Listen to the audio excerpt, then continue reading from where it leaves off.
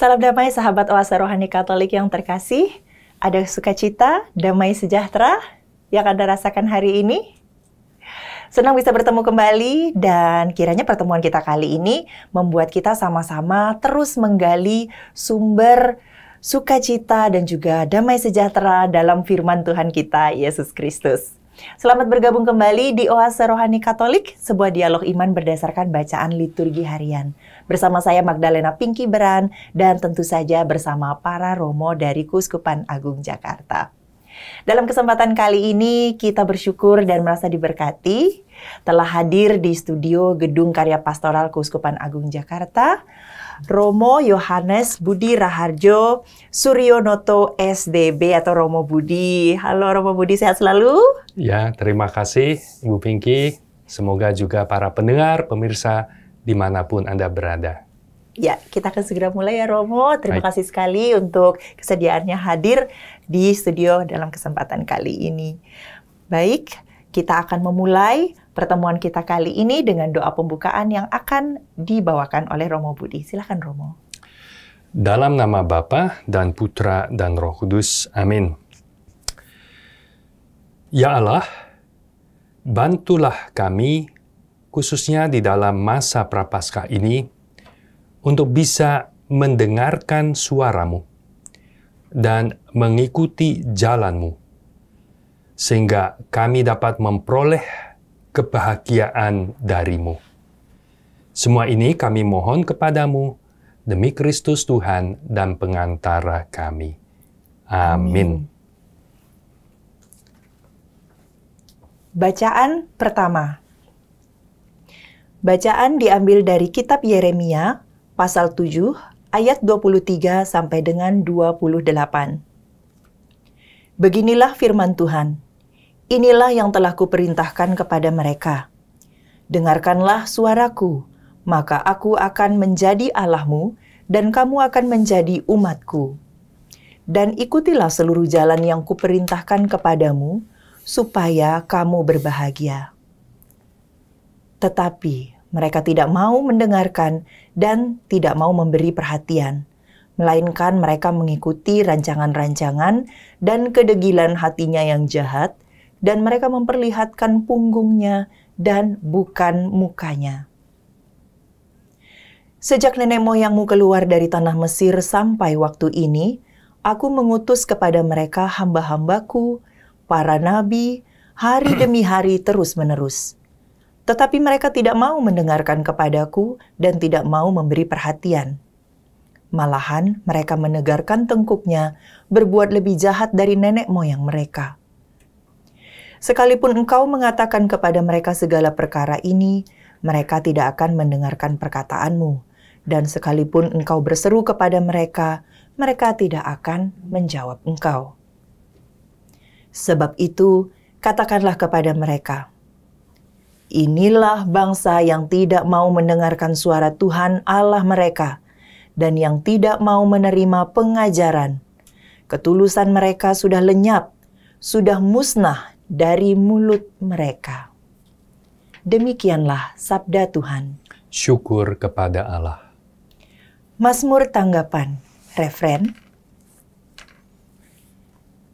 Pada hari ini, kalau kamu mendengar suaranya, janganlah bertegar hati. Pada hari ini, kalau kamu mendengar suaranya, janganlah bertegar hati. Marilah kita bernyanyi-nyanyi bagi Tuhan, bersorak-sorak bagi gunung batu keselamatan kita. Biarlah kita menghadap wajahnya dengan nyanyian syukur, bersorak-sorailah baginya dengan nyanyian mazmur. Pada hari ini, kalau kamu mendengar suaranya, janganlah bertegar hati. Masuklah, marilah kita sujud menyembah, berlutut di hadapan Tuhan yang menjadikan kita. Sebab dialah Allah kita ini umat gembalaannya dan kawanan dombanya. Pada hari ini, kalau kamu mendengar suaranya, janganlah bertegar hati. Pada hari itu, kalau kamu mendengar suaranya, janganlah bertegar hati seperti di Meriba, seperti waktu berada di masa di padang gurun, ketika nenek moyangmu mencobai dan menguji aku, padahal mereka melihat perbuatanku. Pada hari ini, kalau kamu mendengar suaranya, janganlah bertegar hati. Sahabat Oase Rohani Katolik yang terkasih, kini mari kita siapkan hati kita untuk mendengarkan Injil Tuhan. Tuhan bersamamu. Dan bersama rohmu. Inilah Injil suci menurut Lukas. Dimuliakanlah Tuhan. Sekali peristiwa, Yesus mengusir dari seseorang suatu setan yang membisukan. Ketika setan itu keluar, orang bisu itu dapat berkata-kata. Maka heranlah orang banyak. Tetapi ada di antara mereka yang berkata, "Ia mengusir setan dengan kuasa Beelzebul, penghulu setan." Ada pula yang meminta suatu tanda dari surga kepada Yesus untuk mencobai dia. Tetapi Yesus mengetahui pikiran mereka lalu berkata, "Setiap kerajaan yang terpecah-pecah pasti binasa. Dan setiap rumah tangga yang terpecah-pecah pasti runtuh. Jikalau iblis itu terbagi-bagi dan melawan dirinya sendiri, bagaimanakah kerajaannya dapat bertahan? Sebab kamu berkata bahwa aku mengusir setan dengan kuasa Beelzebul. Jadi jika aku mengusir setan dengan kuasa Beelzebul, dengan kuasa apakah pengikut-pengikutmu mengusirnya? Nah, merekalah yang akan menjadi hakimmu. Tetapi jika aku mengusir setan dengan kuasa Allah, maka sesungguhnya kerajaan Allah sudah datang kepadamu. Apabila seorang yang kuat dan bersenjata lengkap menjaga rumahnya sendiri, maka amanlah segala miliknya. Tetapi jika seorang yang lebih kuat daripadanya menyerang dan mengalahkannya, maka orang itu akan merampas perlengkapan senjata yang diandalkannya dan akan membagi-bagi rampasannya. Siapa tidak bersama aku, ia melawan aku. Dan siapa tidak mengumpulkan bersama aku, ia mencerai-beraikan. Demikianlah sabda Tuhan. Terpujilah Kristus. Sahabat Oase Rohani Katolik yang terkasih, setelah kita mendengarkan bacaan pada hari ini, mari sekarang kita merenung lebih jauh dan juga mendengarkan inspirasi iman dari Romo. Romo Budi, nah ini dalam bacaan pertama, secara singkat, sepintas kita mendengarkan tentang bagaimana Allah kecewa ya terhadap bangsa Israel yang tidak mau mendengarkan suaranya. Ya. Ya. Kemudian di bacaan Injil kita melihat bagaimana Yesus melakukan mujizat mengusir seseorang dari suatu setan yang membisukan. Betul. Apa makna lebih dalam yang bisa kita gali dari bacaan-bacaan ini, Romo? Silakan. Baik, terima kasih, Bu Pinky. Seperti biasa, bagian pertama saya mau mengulas bacaan pertama. Nanti di bagian kedua Injil.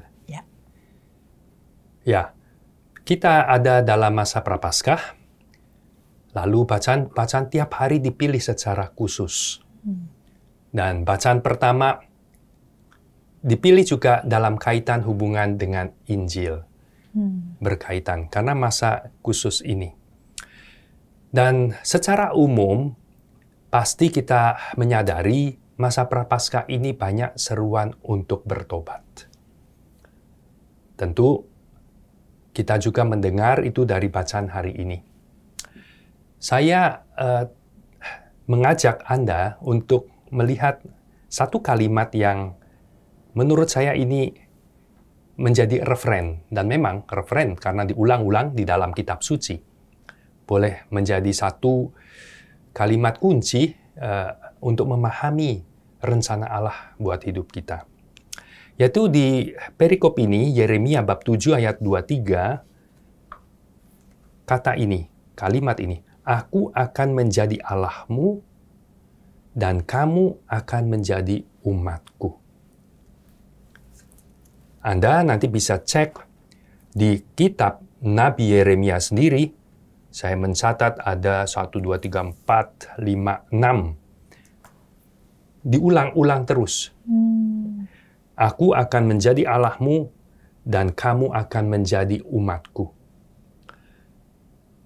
Perlu memahami bahwa konteks zaman itu, orang Israel, bangsa Yahudi hidup dalam zaman di mana bangsa-bangsa lain, umat lain, itu ada punya Allahnya sendiri-sendiri.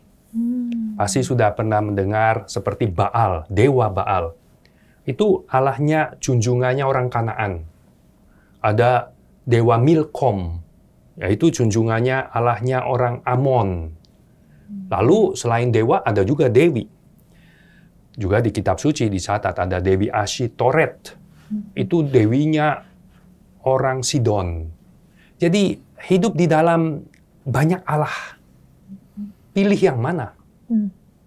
Dan disinilah sabda Tuhan hubungan dengan umat Israel mau supaya aku menjadi Allahmu, bukan yang lain.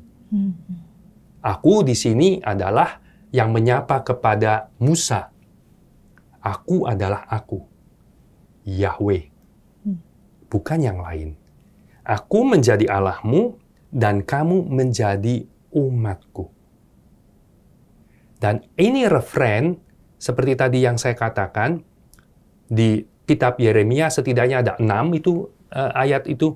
Ya, Anda bisa lihat nanti selain di bab 7, di bab 11, bab 24, 30, 31, 32. Tetapi seperti saya katakan di seluruh kitab suci.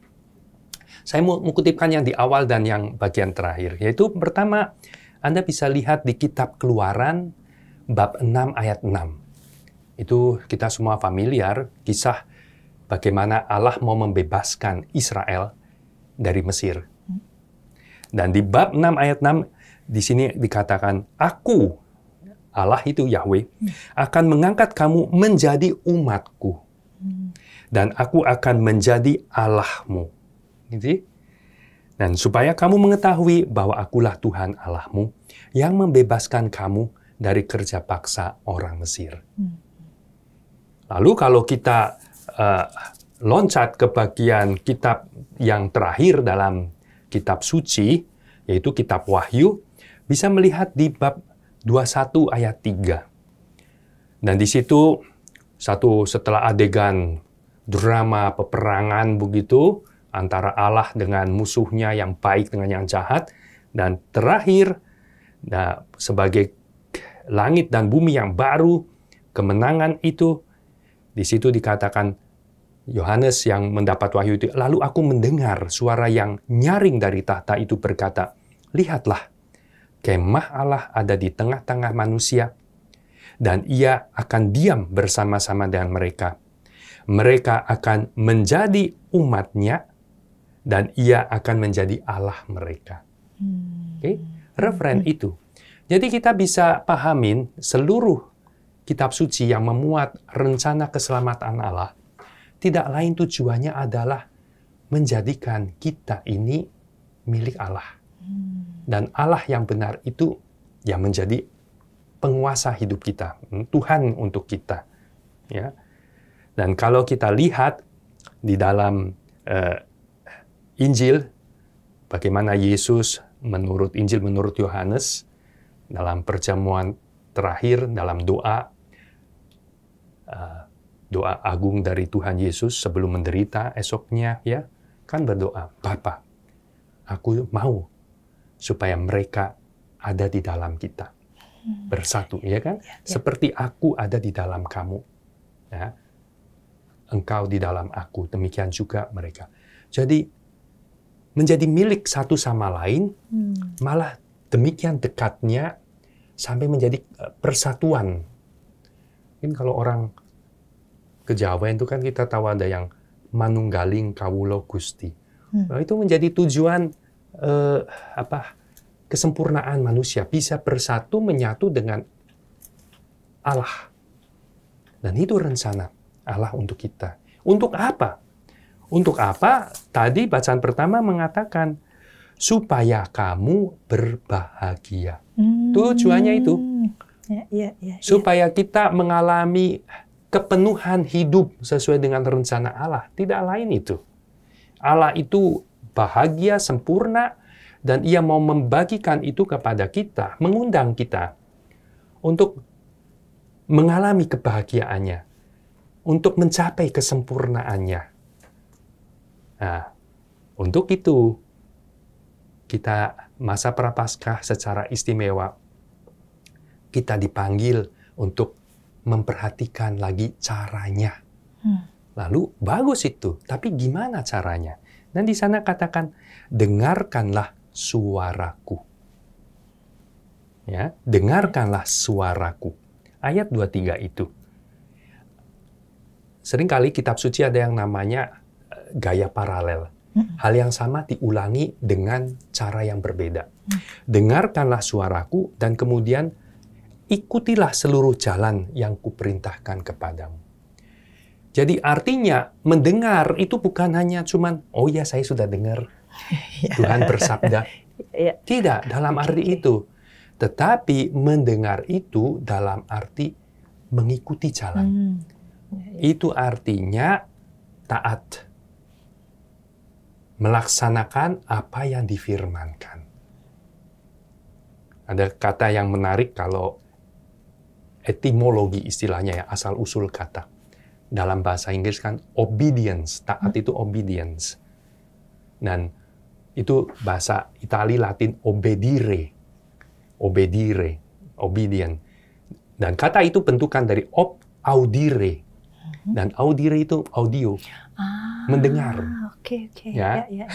Jadi orang yang taat itu orang yang dengar. Kadang-kadang ada orang yang bilang, dengar, kamu dengar, itu artinya kamu ngerti, kamu mau ikutin saya, gitu ya. Dengar. Nah, dalam arti itu. Seperti kita dengar kata orang tua. Ya, betul. Itu mendengar kata orang tua. Jadi, oh ya, apa yang dikatakan saya patuhi. Dipatuhi dan dijalankan. Dijalankan. Itu dia. Ketika Yesus dibaptis, ketika Yesus dipermuliakan di atas gunung itu, kan ada suara dari langit. Inilah anak yang kukasihi. Dengarkanlah dia. Ya. Dengarkanlah dia. Dan Yesus bilang, akulah jalan. Ikutilah aku. Ikuti jalannya. Untuk apa? Kalau mau percaya, di sanalah mengikutinya, mendengarkan Yesus, mengikutinya, mematuhinya, kita akan berbahagia. Ya, seperti di dalam sabda bahagia Yesus, di khotbah di bukit, berbahagialah yang demikian, demikian, demikian. Itu visi, boleh dibilang cita-cita Allah untuk kita menjadi berbahagia. Tapi caranya, orang mau semua berbahagia, tapi orang mungkin caranya ada yang pikir, oh kalau saya menumpuk banyak kekayaan dengan cara apa saja saya bahagia. Nah itu yang bukan jalannya. Ya, dan itu menjadi, kita semua tahu kedosaan manusia. Susahnya memberantas korupsi, juga di dalam instansi-instansi penegak hukum, dan segala macam. Dan itu persoalan untuk kita semua selalu. Dan seperti itu, bahagia itu gimana? Hidupnya berhasil gimana? Kalau memperoleh kekuasaan, kursi, kan rebutan, ya. Biasa pasti rame, katanya tahun politik. Itu kan tidak lain rebutan. Tapi Yesus kan ngajarin bukan itu. Siapa yang mau jadi dahulu, jadi pelayan. Ya, bukan. Para murid kan pernah tuh diajak waktu Yesus, mari kita ke Yerusalem. Mereka pikir kan, Yesus mau jadi raja di sana. Dan di tengah jalan mereka berantem. Berantem. Yesus tanya, sebenarnya tahu kenapa mungkin, tentunya ya. Tapi tanya, kenapa? Karena mereka berantem malu, mereka mau berantem siapa yang akan menduduki tempat yang tertinggi nanti di sana. Dan Yesus bilang, tidak begitu. Jadi ambil anak kecil, ya, siapa yang mau terkemuka menjadi terbelakang, ya, yang utama dan menjadi pelayan.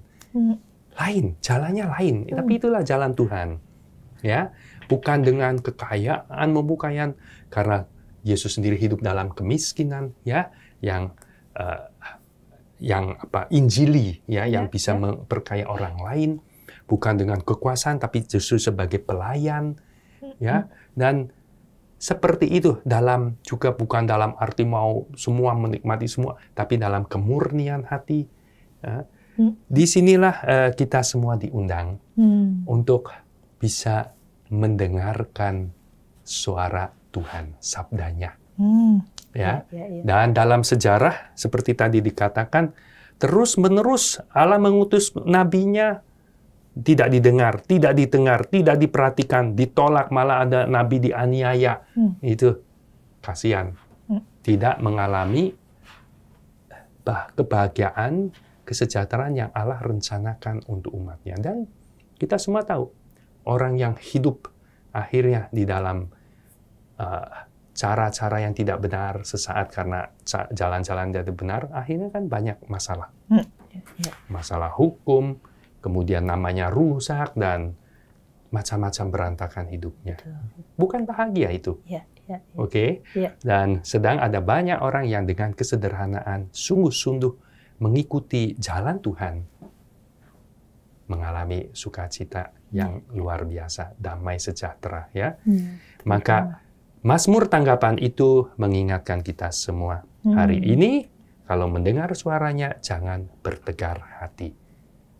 Itu berlaku setiap saat, terlebih masa Prapaskah, di mana kita diajak dalam masuk ke pertobatan, pembaharuan diri kita, ya, dan masa saat kita boleh memeriksa diri kita. Bagaimana keadaan kita, relasi kita, hidup kita, dan suara Tuhan kiranya kita dengarkan dengan seksama. Begitu.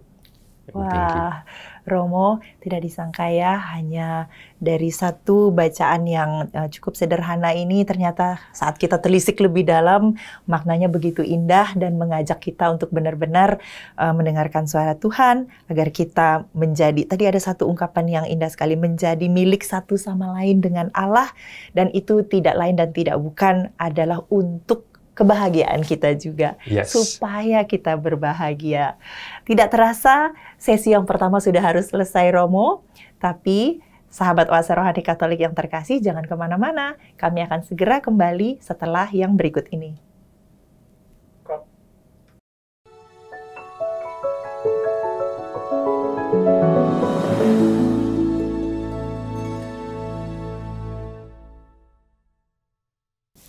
Sahabat Oase Rohani Katolik yang terkasih, terima kasih Anda masih bersama kami, Romo Yohanes Budi Raharjo Suryonoto SDB, dan saya Magdalena Pinky Beran. Dalam kesempatan kali ini, sebelum kita melanjutkan dalam sesi yang kedua, saya ingin mengajak Anda, apabila Anda memiliki masukan, saran, atau juga ingin sharing iman, silakan berbagi lewat email di orkkaj2021@gmail.com, atau bisa juga langsung dengan menghubungi nomor telepon 0881 0215 33438. Kiranya makin banyak sahabat Oase Rohani Katolik yang nanti semakin diberkati lewat masukan, saran, dan juga kesaksian iman Anda. Nah, sekarang mari kita masuki sesi yang kedua. Tadi di sesi yang pertama begitu indah, bacaan pertama sudah dibagikan inspirasi imannya oleh Romo Budi, mengatakan bagaimana Tuhan Allah sangat ingin untuk menjadi satu dengan kita, menjadi milik satu sama lain, dengan tujuan agar kita berbahagia. Jadi perintah Tuhan untuk kita dengarkan, tidak untuk membatasi kita, tapi justru untuk memberikan kebahagiaan yang sejati. Nah, sekarang dalam bacaan yang kedua, bukan bacaan kedua ya Romo, bacaan Injil ya. Nah, ini dalam bacaan Injil, ini inspirasi iman apa yang bisa kita dapatkan, Romo? Silakan. Baik. Seperti tadi saya katakan di bagian awal, masa khusus Prapaskah ini bacanya dipilih khusus sekali, beda dengan masa biasa yang runut saja begitu, dan bacaan pertama dan Injil tidak ada korelasinya, ya. Kalau ada hubungan ya kebetulan pas. Tapi ini memang dipilih ada hubungan, ya. Dan kita juga langsung bisa melihat hubungannya itu. Pertama, hubungannya adalah apa yang dialami Yeremia juga dialami oleh Yesus. Kamu akan mewartakan sabda Nabi utusan Allah, Yeremia, tetapi umat Allah tidak mendengar. Ya, tegar tengkuk keras. Ya, tidak menampakkan mukanya, menyambut, mendengar, tetapi punggungnya membelakangi. Dan kita tahu bahwa kemudian Yeremia mengalami banyak penderitaan, di penjara, ditolak, bahkan akhirnya dibunuh. Dan Yeremia menjadi seperti gambaran juga Yesus. Yesus, Nabi, utusan Allah, Bapa, menyampaikan, apalagi dia adalah Sang Firman itu sendiri. Dan mengalami juga. Ya, sama. Mengalami umat yang tidak mendengar. Tadi kan, dengar. Tidak mendengar. Lebih daripada tidak mendengar, itu ada yang macam-macam. Tidak hanya mendengar, malah menuduh. Yesus membuat mukjizat-mukjizat, tanda-tandanya nyata, dan itu karena begitu banyak dan nyata, mereka yang tidak menerima Yesus tidak bisa menyangkal. Lalu, menyerangnya gimana? Menyerangnya dengan mengatakan, memang ada mukjizat, tetapi dia mengusir iblis itu dengan kuasa penghulu setan. Wah, itu telak sekali. Telak sekali orang menolak. Tidak hanya menolak. Karena kalau menolak hanya mungkin acuh saja. Atau nggak mau dengar. Tapi ini menyerang. Sehingga di perikop lain, Yesus mengatakannya, semua dosa diampuni, tetapi yang menghujat Roh Kudus tidak. Dalam arti, kalau baca di penjelasannya Katekismus Gereja Katolik, bukan Allah yang tidak ada batas kerahimannya, bukan. Bukan Allah yang tidak mau mengampuni, bukan. Tetapi orang dalam posisi ini adalah menempatkan diri secara penuh dengan pengetahuan kebebasannya menolak Allah. Menolak yang baik itu dan mengatakan yang baik itu jahat. Sehingga Allah menghargai kebebasan, tidak bisa juga menjangkau lagi ya. Sama seperti kalau orang kita mau tolong orang pegang, tapi orangnya sendiri nggak mau mengulurkan tangan atau nggak mau pegang, ya kan? Seperti itu. Dan ini yang boleh dibilang tragis sekali di dalam hidup manusia. Manusia seperti tadi dikatakan sebetulnya dimaksudkan oleh Allah untuk memperoleh kebahagiaan, supaya bahagia, supaya hidupnya penuh, mengambil bagian dalam kepenuhan Allah, kesempurnaan Allah. Dan untuk itu akhirnya seperti dalam kitab kepada umat Ibrani setelah mengutus nabi-nabi, Allah mengutus putranya sendiri, Sang Sabda menjadi manusia. Tujuannya tidak lain, supaya seperti tadi doa yang saya kutip bagian pertama, supaya kita menjadi satu, miliknya Allah, dan ikut berbahagia itu. Namun, Allah menghormati kebebasan manusia.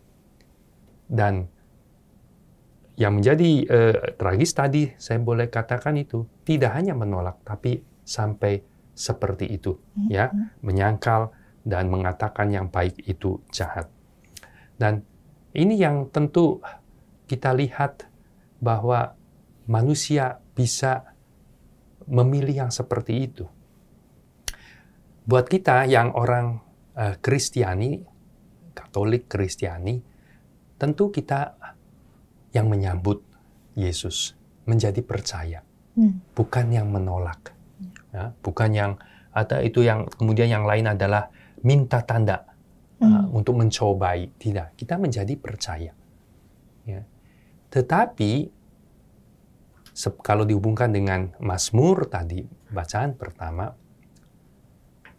kita bisa menolak dalam arti hal-hal tidak menjalani apa yang Tuhan ajarkan. Jadi Ya. tidak menjalani itu juga menolak ya? Ya, Romo? dalam arti tidak mendengarkan. Tidak mendengarkan. Ya kan? Ya. Dan tidak mencapai apa yang tentu Tuhan mau wujudkan dalam hidup kita. Nah, contohnya kasus-kasus kejahatan. Ya. Kadang saya membaca, kita semua tahu, ada yang nama-namanya nama Christian, Christian Ya, ya. name. Ya. Ya. Dan kita tahu berarti kan sebenarnya itu murid-murid Tuhan. Ya. Iya kan? Murid-murid Tuhan. Karena waduh, kasus ini, kasus itu, kasus korupsi, kasus penganiayaan, kasus penipuan. Wah, namanya nama-nama. Apalagi kalau Katolik kan ketahuan tuh. Iya.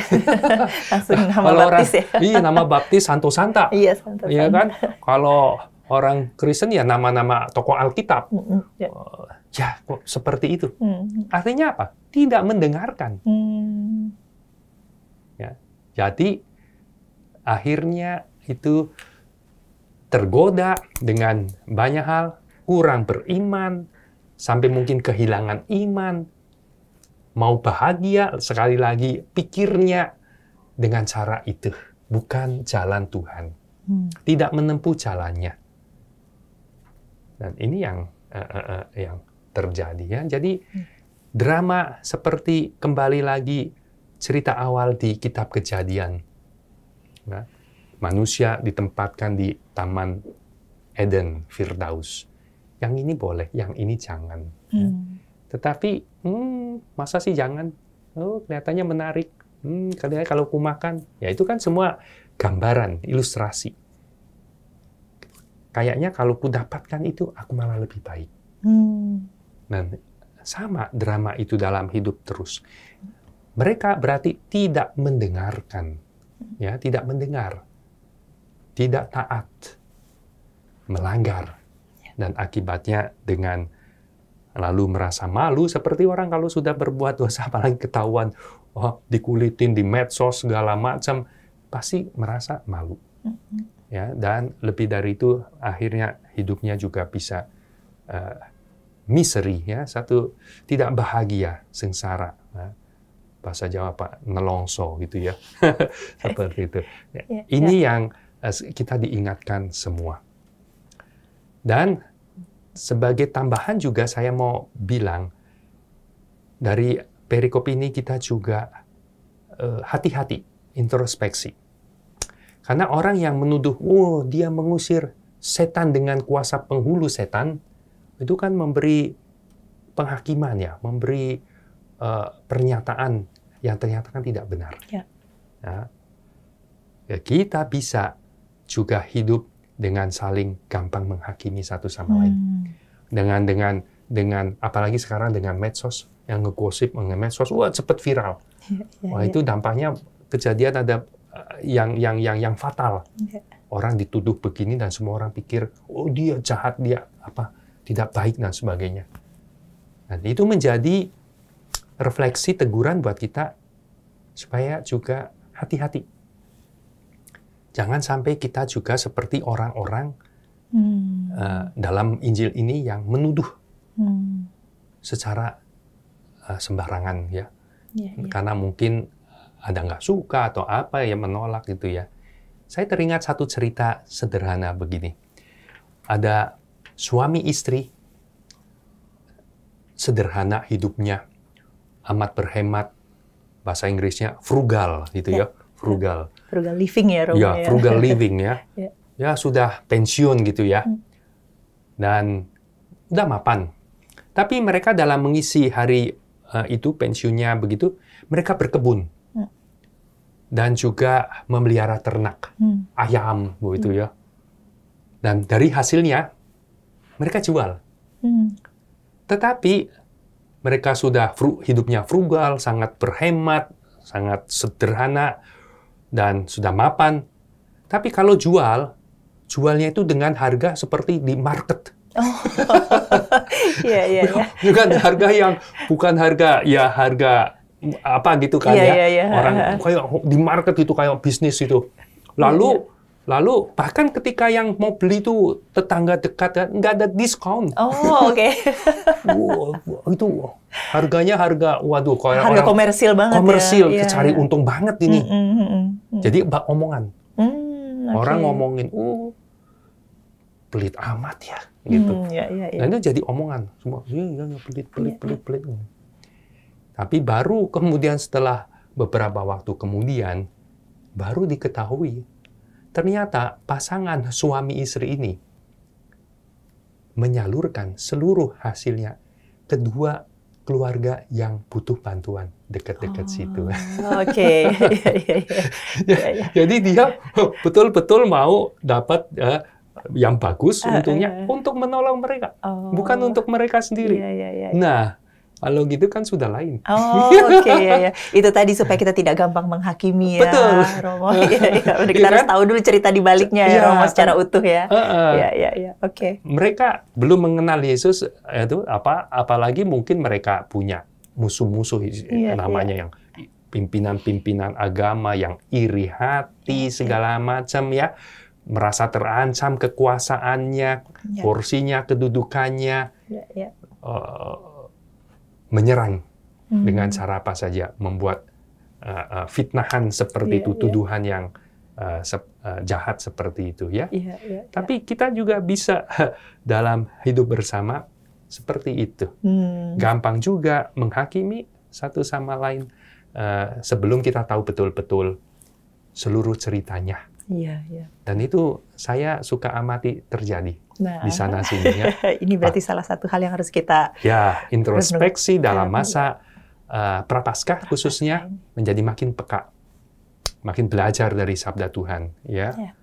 Dan seperti tadi saya katakan, bahkan ada yang akibatnya fatal karena berita negatif tertentu dan orang sempat mungkin kroyok dan sebagainya ya. Ternyata tidak benar ya. Betul. Mungkin itu hal-hal yang praktis itu yang kedua ya, tapi spiritnya adalah sebetulnya itu. Kita jangan mengeraskan hati. Mendengar suara Tuhan, kita terus diajak secara khusus masa Prapaskah ini ya. Yang tidak lain adalah untuk terus membaharui hidup kita.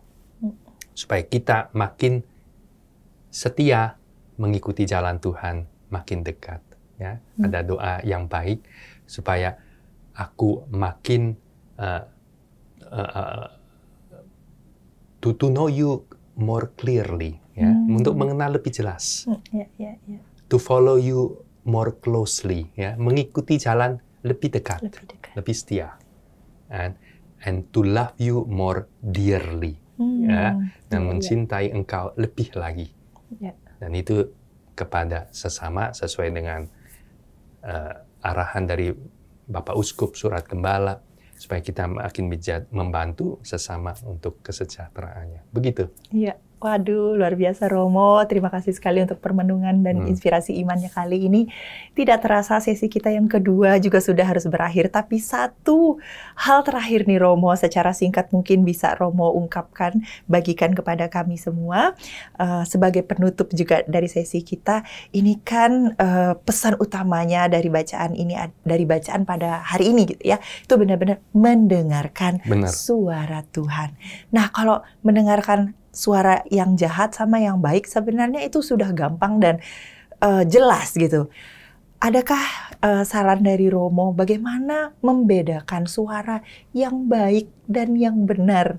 Karena mungkin tidak semua yang baik itu benar. Mungkin di situ agak mulai kita terpeleset tuh ya Romo. Gimana Romo? Ya, itu apa yang disebut dengan discernment. Nah, kata itu juga sulit terjemahannya. Ada yang mengatakan pembedaan roh, ada yang penegasan bersama. Tapi discern. Memang kalau antara jahat, baik, gampang. Tapi gampang juga ternyata nggak dijalanin. Sudah tahu yang baik, yang jahat yang dilakonin. Ini yang benar, yang salah yang dijalanin. Lebih lagi antara yang kelihatannya dua-duanya baik. Ya. Dan itu memang lebih maju lagi dalam kehidupan rohani, apa yang disebut dengan discernment. Tentu tidak saya dalam kapasitas, apalagi dalam waktu yang singkat untuk menjelaskan itu semua. Cuman tentu secara umum tidak lain adalah yaitu kalau kita makin maju mendengarkan suara Tuhan dalam doa, kita makin bersatu manunggaling itu. Tentulah kita makin bisa peka untuk tahu discern. Ini roh yang jalan yang benar. Begitu. Baik, jadi secara tidak langsung nih ya, dengan terus berinteraksi dengan Tuhan, mendengarkan suara Tuhan, dengan sendirinya kita juga akan semakin peka, akan tahu mana suara yang baik tapi mungkin bukan dari Tuhan, terdengarnya seperti baik tapi bukan dari Tuhan, dan mana yang benar-benar suara Tuhan. Romo, terima kasih sekali untuk inspirasi dan permenungannya dalam kesempatan kali ini, dan penjelasan dari Romo tadi menutup seluruh rangkaian Oase Rohani Katolik kita dalam edisi hari ini. Dan agar semua yang sudah kita dengarkan dalam kesempatan kali ini dapat berbuah dalam kehidupan kita dan dapat sungguh-sungguh kita jalankan, terutama kita semakin dapat mendengarkan suara Tuhan, kita akan tutup dengan doa penutup yang akan dipimpin oleh Romo juga beserta berkat penutup. Silakan Romo. Marilah kita berdoa. Tuhan Yesus, Engkau adalah terang hidup kami. Engkau adalah jalan, kebenaran, dan hidup kami. Kami bersyukur boleh mengenal Engkau. Kami berterima kasih boleh mendengarkan sabda-Mu. Bantulah kami dengan Roh Kudus-Mu, supaya kami bisa makin setia dalam mendengarkan, menjalani apa yang Kau ajarkan kepada kami. Makin setia mengikuti Engkau, supaya kami semua mengalami kebahagiaan, kepenuhan hidup yang Engkau rencanakan untuk kami semua. Engkau yang hidup dan berkuasa kini dan sepanjang masa. Amin. Tuhan bersamamu dan bersama rohmu. Dan semoga Allah yang Maha Kuasa memberkati saudara sekalian, Bapa dan Putra dan Roh Kudus. Amin. Terima kasih sekali lagi Romo. Sahabat Oase Rohani Katolik yang terkasih, demikianlah Oase Rohani Katolik kita dalam kesempatan kali ini bersama Romo Yohanes Budi Raharjo Suryonoto SDB dan saya Magdalena Pinky Beran. Kami mohon pamit sampai bertemu lagi dalam edisi berikutnya. Salam damai, Tuhan Yesus memberkati.